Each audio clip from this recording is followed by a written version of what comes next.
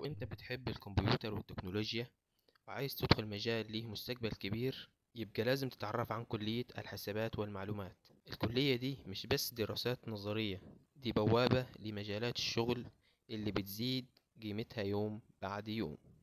أقسام كلية الحاسبات والمعلومات: أول قسم وهو علوم الحاسب، كمبيوتر ساينس. هنا هتتعلم لغات البرمجة وتصميم البرامج والذكاء الاصطناعي والتعامل مع البيانات. تاني قسم وهو نظم المعلومات Information Systems. القسم ده بيركز على استخدام الكمبيوتر في حل مشكلات المؤسسات والشركات، يعني ازاي تطور أنظمة تساعدهم ويشتغلوا أسرع وأدق.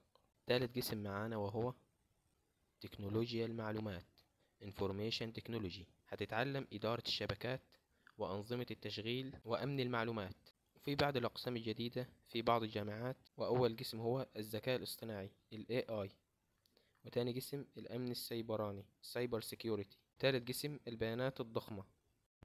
المواد اللي هتدرسها في الكلية بتعتمد على الرياضيات والبرمجة بشكل أساسي. هتلاقي مواد زي دي: رياضيات، جبر، فضل، تكامل. فرص العمل بعد الكلية: خريج حاسبات قدامه مجالات شغل واسعة جدا، منها مبرمج سوفت وير ديفلوبر. تالت قسم متخصص في أمن المعلومات سايبر سيكيورتي. رابع قسم مطور تطبيقات موبايل. خامس قسم مهندس بيانات داتا انجينير. سادس قسم محلل بيانات داتا اناليست. سابع قسم والأخير مطور مواقع ويب ديفلوبر. العمل في الذكاء الاصطناعي والروبوتات والمرتبات في مصر ممكن تبدأ من 7000 لحد 20,000 حسب خبرتك، وبره مصر المرتبات بتوصل إلى أضعاف.